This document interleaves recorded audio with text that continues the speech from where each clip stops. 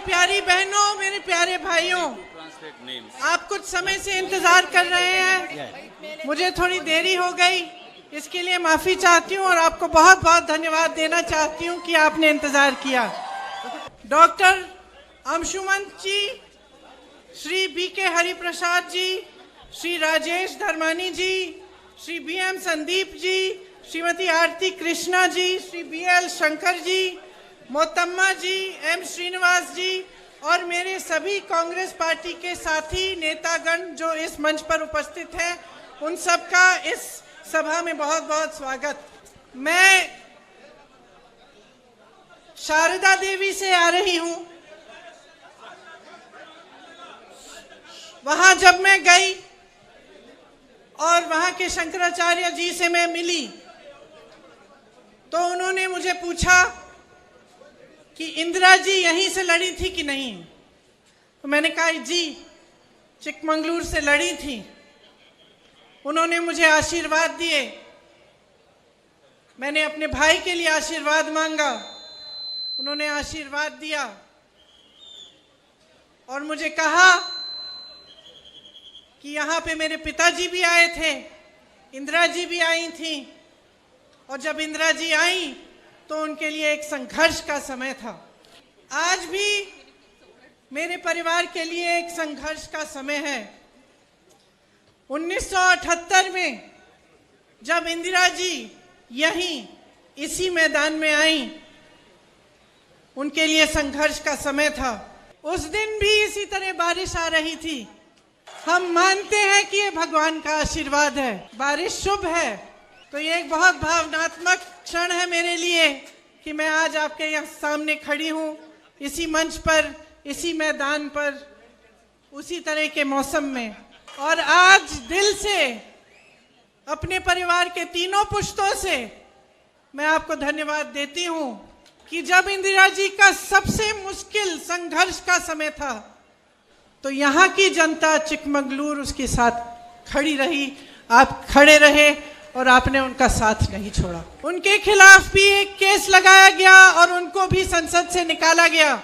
आप उन्हें संसद में वापस लाए। आपने उन्हें आत्मविश्वास दिया कि नहीं, इस देश की जनता अभी भी आपके साथ है, इंदिरा जी आप लड़ो।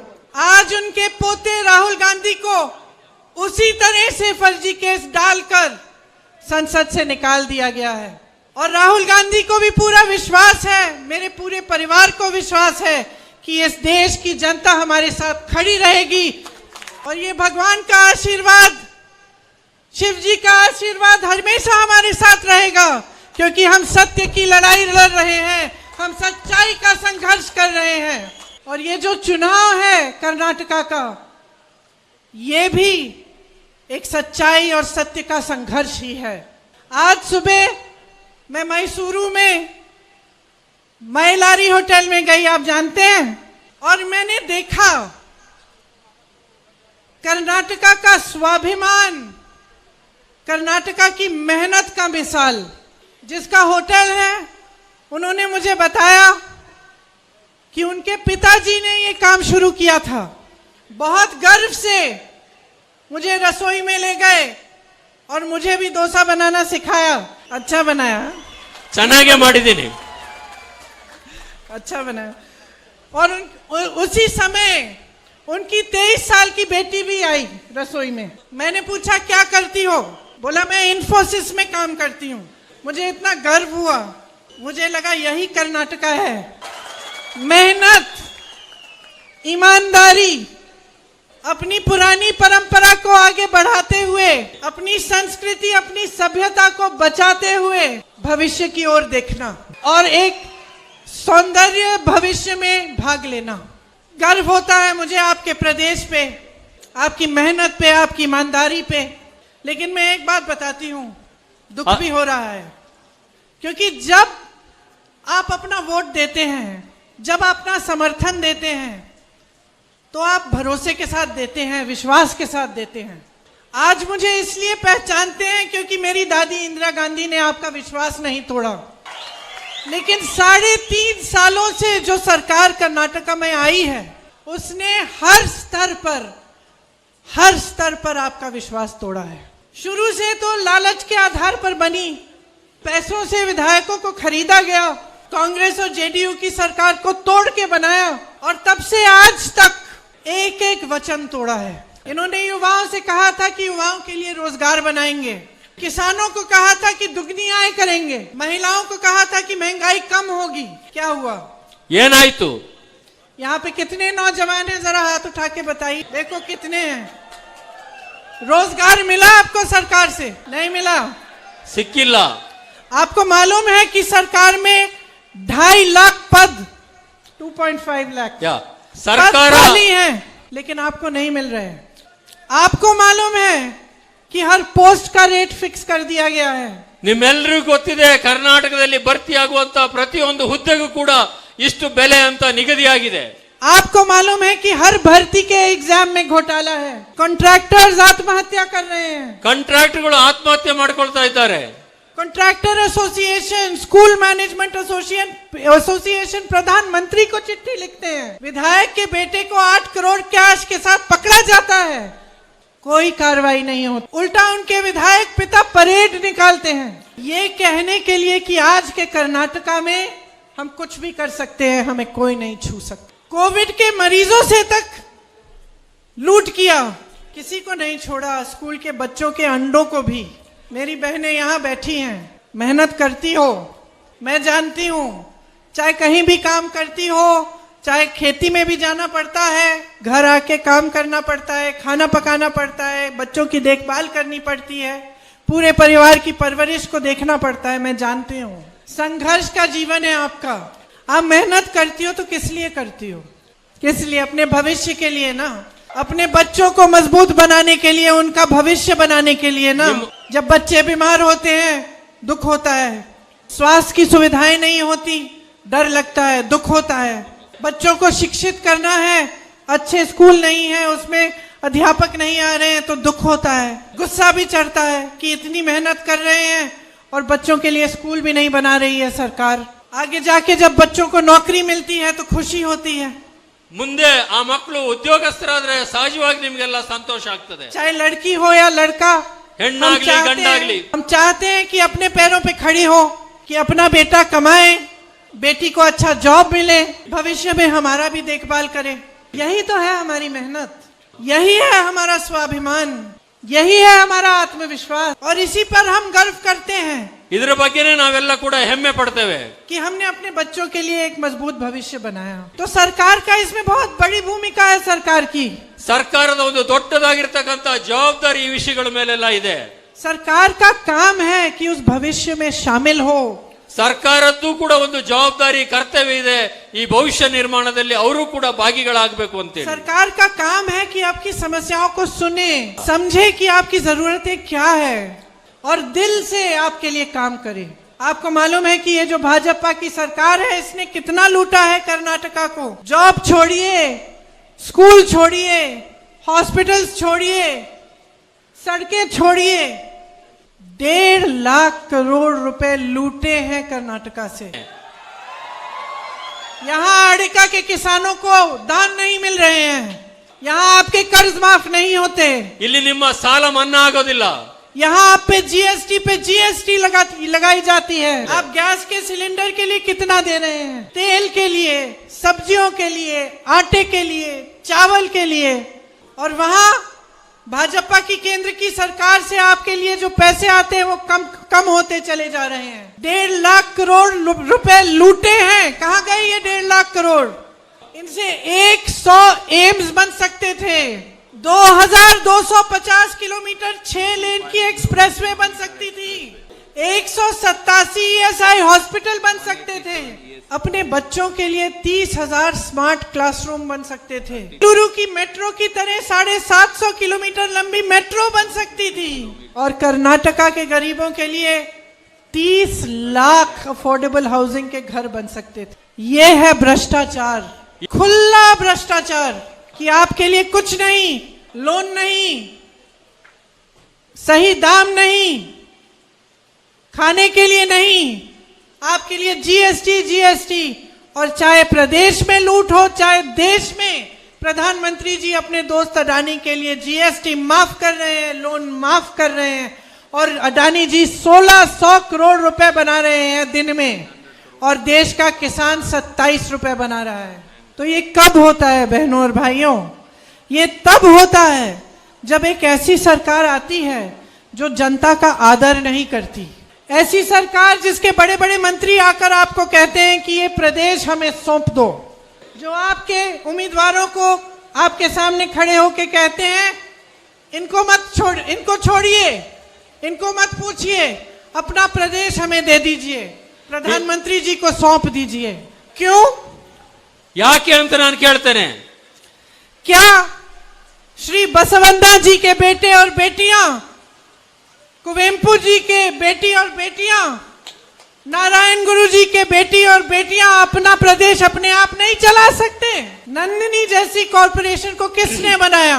किसने बनाया? आपने बनाया अपनी मेहनत से। अरे इतना दूध इकट्ठा होता था कि स्कूलों में दूध बांटा जाता था। कांग्रेस की सरकारों में क्षीरधारे, क्षीर भाग्य की योजनाएं बनाई गई। अब ये कहते हैं कि दूध कम हो रहा है, कि ये चाहते हैं कि बाहर से गुजरात का अमूल यहाँ आए और नंदिनी उसमें मर्ज हो जाए। 1 करोड़ से ज्यादा लोगों की कमाई खतरे में है, लेकिन उनको कोई परवाह नहीं है। कर्नाटका के गर्व की कोई परवाह नहीं है, कर्नाटका के नौजवानों के भविष्य का कोई परवाह नहीं है। पोस्टों के लिए रेट फिक्स कर दिए हैं। जैसे मैंने कहा, जो भी भर्ती का एग्जाम है उसमें घोटाला और ऊपर से लूट ही लूट। तो क्या ऐसी सरकार चाहते हैं हम? क्या हम चाहते हैं कि जो नेता आए हमें झूठ बोल के चले जाएं और उनसे हम कोई जवाब नहीं पूछे? क्या हमारा अपने प्रदेश के प्रति, अपने देश के प्रति कोई कर्तव्य नहीं है? बहनों और भाइयों, आपका एक बहुत बड़ा कर्तव्य है अपने प्रदेश के प्रति, अपने बच्चों के प्रति, अपने खुद के भविष्य के प्रति। आपको याद है जब कांग्रेस की सरकार थी, किसानों का कर्ज माफ हुआ, अन्ना भाग्य योजना बनी, क्षीर भाग्य बनी, पशु भाग्य, कृषि भाग्य, आरोग्य भाग्य से आपके स्वास्थ्य सुविधाएं बनी, विद्याश्री से आपको शिक्षा में मदद मिली, इंदिरा कैंटीन बने। आज भी कांग्रेस की जो सरकारें हैं, जो वादा कर रही हैं उसे पूरे करने का काम कर रही हैं। राजस्थान और छत्तीसगढ़ में किसानों के कर्ज माफ हुए, छत्तीसगढ़ में एमएसपी सबसे ज्यादा है, हिमाचल में पुरानी पेंशन स्कीम लागू करने का वादा किया, अब शुरू हो गया है। और आज इस मंच पे खड़े हुए मैं आपको बताना चाहती हूं कि कांग्रेस पार्टी कर्नाटका के लिए कुछ गारंटी लाई है। सबसे बड़ी गारंटी लूट बंद और विकास शुरू होगा।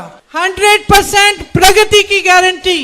ये जो 2.5 लाख सरकारी पद खाली पड़े हैं 3.5 सालों से, इनको कांग्रेस भरवाएगी, आपको रोजगार देगी। गृह ज्योति योजना लाएगी, गृह ज्योति योजना लाएगी जिससे 200 यूनिट आपको बिजली के फ्री मिलेंगे।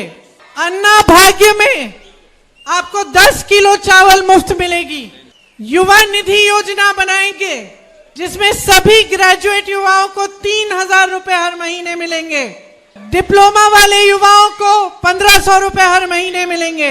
मेरी बहनों, आपकी रोज की मेहनत की पहचान ये है कि आपके लिए एक गृह लक्ष्मी योजना बनाएंगे जिसमें आपके खाते में आपको 2,000 रुपए हर महीने मिलेंगे। नंदिनी को मजबूत बनाएंगे।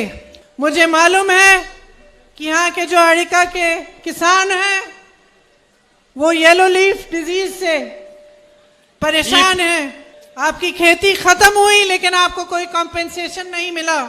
आपके लिए हम न्यूनतम आय और सही दाम की गारंटी देते हैं। देखिए, ये सब जो गारंटी हैं, जो वादे हैं, ये चुनाव के लालच से नहीं कह रहे हैं हम। मुझे याद है मैं 16-17 साल की थी, मेरे पिताजी घर पे खाना खा रहे थे हमारे साथ। उनके साथ कोई बैठे थे जिनके साथ वो काम करते थे और बातचीत चल रही थी कि बेंगलुरु को हम विश्व में प्रसिद्ध बना सकते हैं।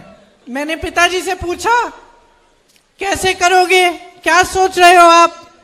उन्होंने ये जवाब दिया कि प्रियंका, आज दुनिया को ये नहीं मालूम है कि भारत में सबसे ज्यादा अंग्रेजी भाषी पढ़े लिखे युवा हैं जिन्होंने टेक्नोलॉजी इंजीनियरिंग की है।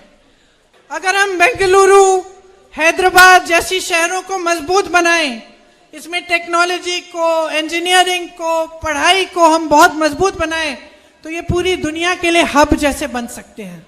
वहीं से शुरुआत हुई। 2-3 साल बाद जब मेरे पिताजी टेक्नोलॉजी, कंप्यूटर की बात कर रहे थे तो सारा विपक्ष उनके खिलाफ था। मैं बड़ी हुई, मेरे पिताजी शहीद हुए देश के लिए, लेकिन उसके 6-7 साल बाद ही बेंगलुरु खिलने लगा, दुनिया में सुप्रसिद्ध हो गया। 6 महीने पहले मैं अपनी बेटी को विदेश में कॉलेज छोड़ने के लिए गई। स्टेशन में प्लेटफॉर्म में खड़ी थी, एक हिंदुस्तानी लड़का आया, मेरे से पूछा, आप प्रियंका हो? मैंने हाँ कहा। मैंने कहा, कहाँ के हो? कहता है, मैं बेंगलुरु का हूँ। मैंने कहा, क्या करते हो? कहा कि मैं आईटी कंपनी में काम करता हूँ दीदी। और हम दोनों को एक दूसरे से मिलकर बहुत गर्व हुआ। उसके चेहरे पे मैं देख पाई कि कर्नाटका का स्वाभिमान था, आत्मविश्वास था, गर्व था। और मुझे गर्व था कि मेरे देश का एक युवा इतना आगे बढ़ गया है और मेरे पिता का सपना पूरा हुआ है। तो ये राजनीति नहीं है, ये एक भावना है जो कर्नाटका के गर्व को, आपके स्वाभिमान को, आपकी परंपरा, सभ्यता, संस्कृति को पहचानती है। और ये सिर्फ मुझ में नहीं है, ये कांग्रेस के हर एक नेता में है। ये आपके लिए समर्पित है। हम सबको दुख होता है कि आज आपकी परिस्थिति क्या है। हम इस परिस्थिति को सुधारना चाहते हैं, आपको एक ऐसी सरकार देना चाहते हैं जिससे आपको गर्व हो, जो आपसे अपना लूटे नहीं, जो आपका है वो आपको दे, जो आपका अधिकार है उसे पूरा करे, महंगाई कम करे, नौजवानों को रोजगार दे, इंफ्रास्ट्रक्चर को बनाए, कर्नाटका को आगे बढ़ाए और इस देश का गर्व बनाए। तो मुझे आशा है, पूरी आशा है कि आप कांग्रेस को इस चुनाव में जिताएंगे, क्योंकि आज हमारा देश, आपका प्रदेश एक ऐसे मोड़ पे है कि अगर हम ये नहीं समझेंगे कि हमें एक सच्ची राजनीति चाहिए जो हमें भाई भाई से न लड़ाए, जो हम सबके लिए काम करे, हम सबको आगे बढ़ाए, तो बहुत नुकसान हो सकता है देश का, प्रदेश का। मुझे आप में बहुत विश्वास है। विश्वास इस बात में है कि पब्लिक का अनुभव सबसे बड़ा होता है, आपका विवेक सबसे ज्यादा, सबसे गहरा है। आप सब समझते हो, सच को पहचानते हो और उसी को लेकर अपना भविष्य बनाओगे। बहुत बारिश हुई, आपने इंतजार किया, फिर भी आप खड़े रहे मेरी बातों को सुनने। मेरी बहनें भीग भी गई होंगी। के लिए आप सबका बहुत बहुत धन्यवाद, बहुत बहुत आभार। मेरे साथ एक बार कहिए, जय कर्नाटका, जय कर्नाटका, जय कर्नाटका, जय कर्नाटका, जय कर्नाटका, जय कर्नाटका, जय हिंद, जय हिंद। धन्यवाद।